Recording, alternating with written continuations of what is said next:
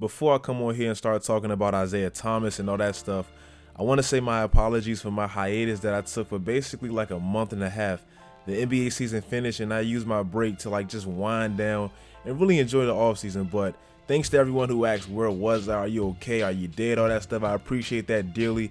Now let's get to the video on Isaiah Thomas. Yesterday, I think I may have read the saddest NBA story all year. I know there's been some sad ones. DeMar DeRozan traded when he wanted to stay, all that stuff. But yesterday was by far the saddest. Isaiah Thomas, the little guy who was just top 3, top 4 in the MVP votings about a season ago, he basically called Danny Ainge asking can he come off the bench for them. And the sad part is Danny Ainge apparently said no, because obviously Isaiah Thomas signed with the Nuggets, so if he would have got the yes, he would sign with Boston, because Boston, they just do not need him. They have so much talent. They already have Terry Rozier and Kyrie Irving, so they don't need Isaiah Thomas.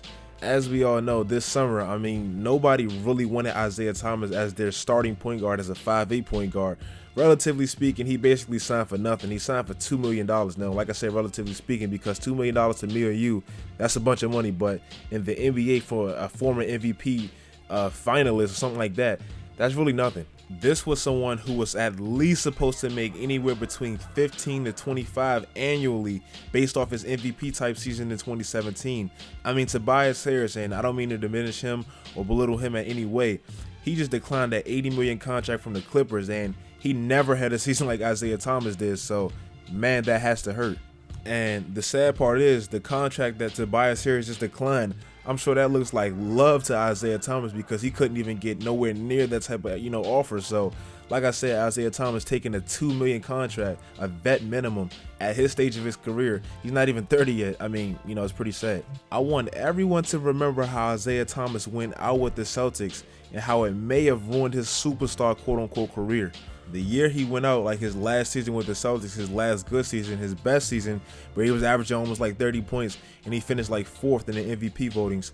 The Celtics that year finished with the first seed in the East, and they beat the Bulls in the first round, like in 6 games. Then right before the second round started, his sister tragically passes in a car accident. Isaiah Thomas flew across country to attend her funeral and all that stuff. Then he flew back for game 1 versus Washington, scores 33 points in a game 1 right after his sister passes. I mean, this was some real emotions he was going through. That was his blood sister, so this man was putting it on the line for this team. Then in game 2, he had like his highlight performance. He scored 53 points in game 2, where he was just like out of his mind. I still remember that game, and it still gives me chills because it was just that special. As a 5'8" player who literally put a team on his back, that is kind of unheard of, because remember, we look at the Boston Celtics now and say, oh my God, they have all this talent. Jason Tatum, Jaylen Brown, Al Horford, Gordon Hayward when he comes back, Brad Stevens, the system, etc. But about a year ago, they weren't the same team. They had Al Horford, Avery Bradley, Marcus Smart, Amir Johnson, the complementary players to Brad's system, but no real players with high superstar ceilings like they have now. So it was just a different team. And even Jaylen Brown and Terry Rozier, who were on the team, they weren't the same players. Jaylen Brown, like his rookie season, he averaged like 3 points because he didn't get the playing time. So, and Terry Rozier, he wasn't Terry Rozier that we know now behind Kyrie Irving. So, like I said, it was just a different team. So yeah, whether the Celtics want to acknowledge it or not, that year they had Brad Stevens in his system and all that stuff, but they were heavily relying on the 5'9" point guards, one-on-one type play, because that what was really getting the job done when they needed it the most. So Isaiah Thomas one-on-one break you down, herky-jerky type of game was the thing that got them that far, to be honest. But anyways, as we know the story now, they won that series versus the Wizards. Then they played the Eastern Conference champions, LeBron James, Kyrie Irving, Kevin Love, all them. Isaiah Thomas, I think he played like the first 2 games, but after that his hip just kind of gave out and he missed the last 3.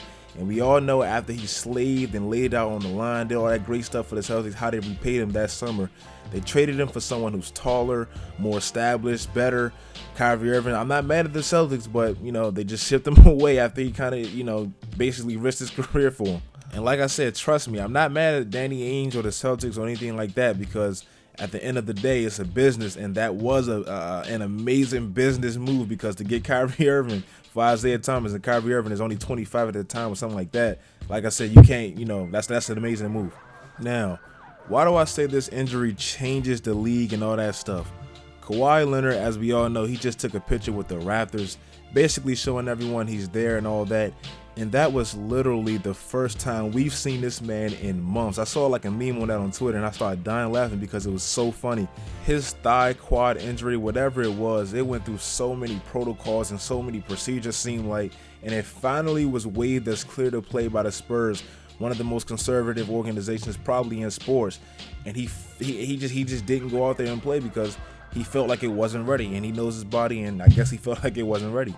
Basically what I'm saying is I think players now will look at how the loyalty they give to the team is never quite reciprocated from the organization, so they will kind of be a fool to lay their career and a lot of money on the line for, you know, a team that might not even show the same love. And I know it sounds weak. I know Isaiah Thomas, the original Isaiah Thomas, he played in the finals on a bad ankle. Jordan played with the flu. Kobe, he tore his Achilles. He walked off. They looked tough and all that stuff. But it's a different league now where there's a lot more money being thrown around. And I think these players, they're focused on capitalizing on making as much money as they possibly can while they can, because think about it, you got players making $200 million, deals and all this stuff. Otto Porter, he's a regular to me 3-point shooter or whatever, and he doesn't really do much, and he's making $100 million. So these players, they want to make their money, so they're not going to lay it out on the line like they used to. Even Boogie Cousins, he's one of the best big men, if not the best big man in the league, and his Achilles injuries mixed with his reputation scared teams so much to the point where he almost was forced to sign with Golden State. So it's almost proven it can happen to anybody, because if he can't get a contract and he's one of the best players in the league, he only can get $5 million offers, and New Orleans, they give him an offer, take it back and all this stuff. You think, other players are going to look at that and lay it out on the line if they can't even get the reciprocation of the love back to, from the organizations? Nah, it's not going to happen. I think one of the best examples of a player laying it out on the line and basically risking their careers for an organization that they didn't even stay on was Grant Hill. I know some people know how much of a beast this man was in Detroit. Some people may not, but this man was like, they always say he was like LeBron James before LeBron James. I mean, he went to 7 All-Star games.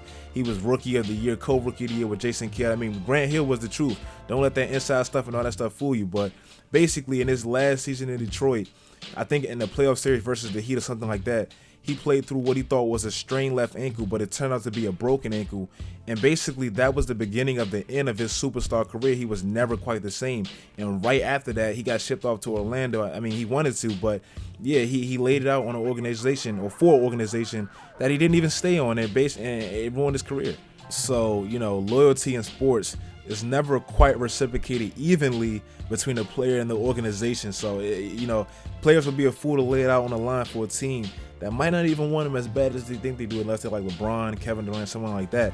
If you're DeMar DeRozan and you're in Toronto, don't be too safe, don't feel too secure, because they can't ship you off to San Antonio if a better deal comes upon. So that's that. Look at Tony Parker. He laid it out on the Spurs, or laid it out for the Spurs, did all this stuff, and he's in Charlotte now. I mean, he's in Charlotte. I threw up a little bit in my mouth when I found out he went to Charlotte, because it just doesn't seem right. Seeing him in a teal jersey, ew.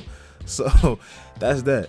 So yeah, man, basically that's the video, man. I'm basically talking about how I think Isaiah Thomas's injury really will affect players and how they look at their contracts when it's coming upon and stuff like that.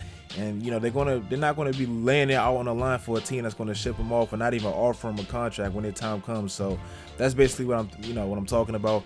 If you guys like the video, I'm sorry I was gone. I'm back. I'm finally back. Videos this week, next week, the week after that. The videos for life, man. I love you guys so much.